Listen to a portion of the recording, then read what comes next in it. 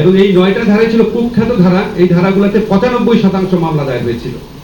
এই মামলাগুলো এখন স্বয়ংক্রিয়ভাবে বাতিল হয়ে যাবে। বাংলাদেশে কোনো আইন নিয়ে এত কনসালটেশন হয়নি। 25 বার আমরা ড্রাফট চেঞ্জ করেছি। এই যে আপনাদের বললাম যে 9টা ধারা বাতিল হয়েছে, এই 9টা ধারাতে 95% মামলা বিগত ফ্যাসিস্ট আমলে দায়ের করা হতো। এই মামলাগুলো এখন থেকে স্বয়ংক্রিয়ভাবে বাতিল হয়ে যাবে।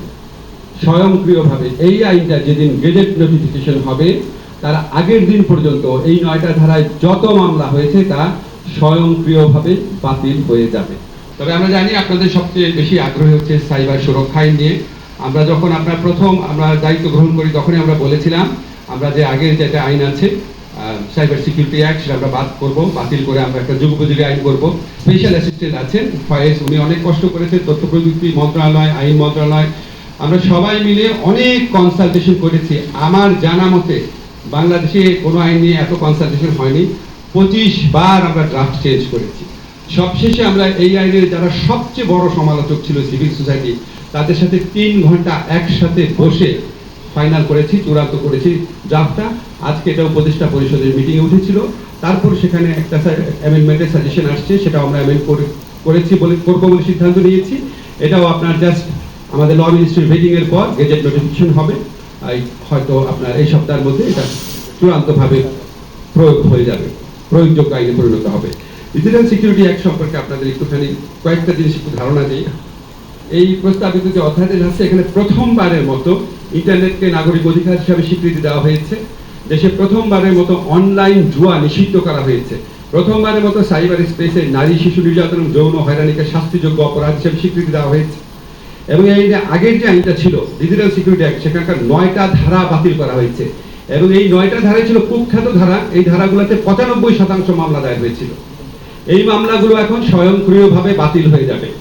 এছাড়া কিছু কিছু যে আর্টিকেল আছে সেগুলিকে পরিবর্তন করা হয়েছে এবং স্পিচ অফেন্স বা কথা বলে বা মতামত প্রকাশ করে যে অপরাধ, সেখানে মাত্র 2টা অপরাধ রাখা হয়েছে।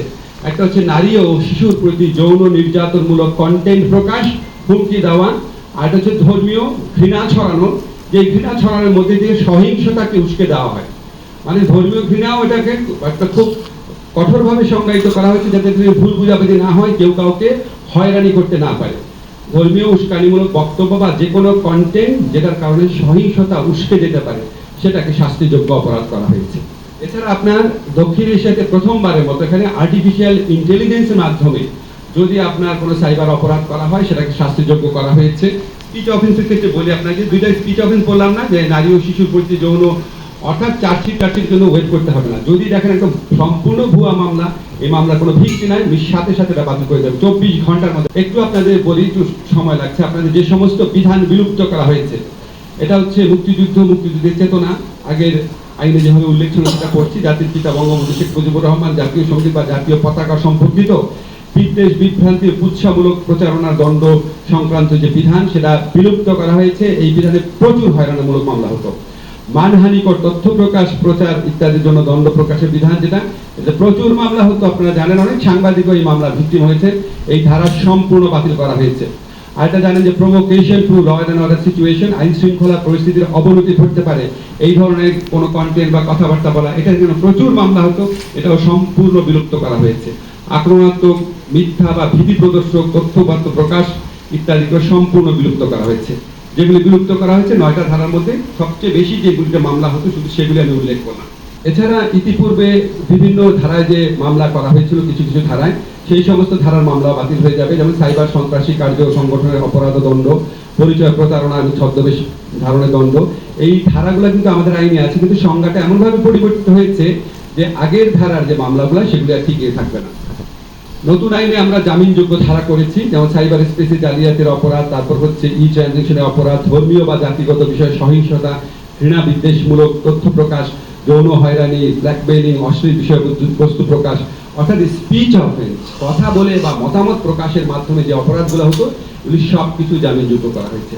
আর একটা খুবই আপনার উল্লেখযোগ্য যে জিনিসটা হয়েছে, এখানে সাইবার সিকিউরিটি কাউন্সিল আছে, যারা আপনার কোনো কন্টেন্ট অপসারণ করবে, কোনো আক্রমণাত্মক বা অপরাধমূলক যদি কন্টেন্ট থাকে সেই কন্টেন্ট যে অপসারণ করবে সেটার জন্য যে অথরিটি এস্টাবলিশ করা হয়েছে, সেই অথরিটিতে সিভিল সোসাইটির মেম্বার থাকবে। এই বিধান সংযোজন করা হয়েছে এবং এই অথরিটি কোনো কন্টেন্ট অপসারণ করার পরে, ধরেন কোনো একটা মানবাধিকার প্রতিষ্ঠানের কন্টেন্ট অপসারণ করলো, তখন এটা 24 ঘন্টার মধ্যে আদালতের অনুমতি নিতে হবে। অপসারণ করার পর অনুমতি নিতে হবে, 72 ঘন্টার মধ্যে অনুমতি নিতে হবে। আদালত যদি বলে যে না, এই কন্টেন্ট অপসারণ করা যাবে না, তাহলে সে কন্টেন্ট পুনরায় প্রকাশ করতে হবে। আর 72 ঘন্টার মধ্যে যদি আদালত বলে, আদালতে উপস্থাপন করার পর যে না, এই কন্টেন্টটা প্রকাশ করা ঠিক হয়েছে, এটা আইনের সাথে সংগতিপূর্ণ, তাহলে সেই কন্টেন্টটা অপসারিত অবস্থায় থাকবে। অর্থাৎ আমরা অনেকগুলো রক্ষা কবচ সৃষ্টি করেছি। আরেকটা রক্ষা কবচ হচ্ছে, যেই কন্টেন্টটা অপসারণ করা হবে সেটা সম্পর্কে জনগণকে জানাতে হবে। জনগণ সেন্সিটাইজ থাকবে, আসলে সরকার কি উদ্দেশ্যমূলকভাবে কোনো কন্টেন্ট অপসারণ করছে নাকি সত্যি সত্যি আইনগতভাবে যেটা করা প্রকাশ করা যায় না সেরকম কন্টেন্ট অপসারণ করছে। আমি আপনাদের আইনগত ব্যাপারগুলো বললাম। আমি শফিককে মাইক দিচ্ছি, আরো কিছু বিষয় সিদ্ধান্ত হচ্ছে, শফিক বল।